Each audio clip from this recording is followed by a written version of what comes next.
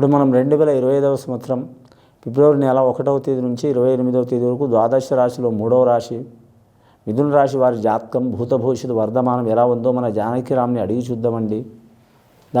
చూడు జానకిరామ్, మిథున రాశి వారి జాతకం చదువు, విద్య, ఉద్యోగం, ఆలోచన, నమ్మిన పని, అనుకున్న కోరికది, కళ్యాణ విషయంది, సంతాన విషయంది, సంసార విషయంది, కుటుంబ విషయంది, ఉద్యోగ విషయంది, పర్సనల్ లైఫ్ది, గృహ నిర్మాణ విషయంది, చేసే పనిది, నమ్మిన పనిది, అనుకున్న కోరికది ఎలా ఉంది చూడు.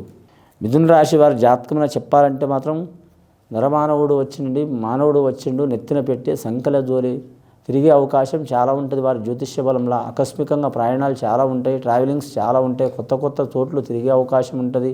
కొన్ని రాష్ట్రాలు కావచ్చు, కొన్ని ప్రాంతాలు కావచ్చు, కొన్ని జిల్లాలు కావచ్చు, లేదా మాత్రం ఆధ్యాత్మిక ధోరణిలో కొన్ని దేవస్థానాలు కానీ తిరిగే అవకాశాలు ఉంటాయి. స్త్రీలు కావచ్చు, పురుషులు కావచ్చు, ఖచ్చితంగా తిరిగే అవకాశాలు ఉంటాయి. వారి మీద ఉన్న సర్వ దోషాలు తొలగిపోయే అవకాశాలు ఉంటాయి. మానసిక ఒత్తిడి పోవడానికి కూడా మాత్రం వారు తిరిగే అవకాశం ఉంటుందండి వారి పేరు మీద. రెండవ విషయం ఏముందంటే మాత్రం ఆంజనేయ స్వామి వచ్చిండు, సీతమ్మ వచ్చింది, వనవాసం అశోకవనంలో ఉన్న సీతమ్మ కాడ ఆంజనేయ స్వామి వచ్చిండు. వీరి మీద కొన్ని వనవాసం బాధలు ఉంటాయండి. వీరి జాతక బలంలా చాలా వరకు మాత్రం ఇబ్బందికరమైన పరిస్థితి ఉంటుంది.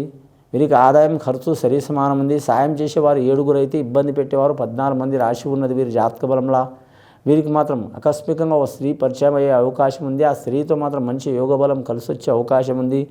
అది పర్సనల్ లైఫ్ కావచ్చు, లేదా వృత్తిపరంగా కావచ్చు, లేదా మాత్రం ఏదన్నా విద్యాపరంగా కావచ్చు, లేదా వివాహపరంగా కావచ్చు, కలిసి వచ్చే అవకాశం ఉంటుందండి.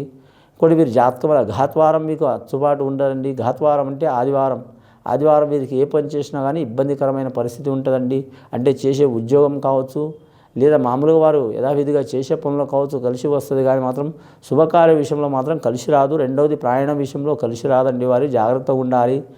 ముఖ్యంగా వీరి జ్యోతిష్య బలంలో చూడాలంటే మాత్రం ముఖ్యంగా రియల్ ఎస్టేట్ రంగం వ్యాపారం చేసేవారికి మాత్రం 3 పూలు 6 కాయలు అన్నట్టు ఉంటుంది వీరి జాతక బలంలో. మొండి బకాయిలు ఉన్నవారికి వీరికి తప్పకుండా వీరికి ధనం అందుతుంది.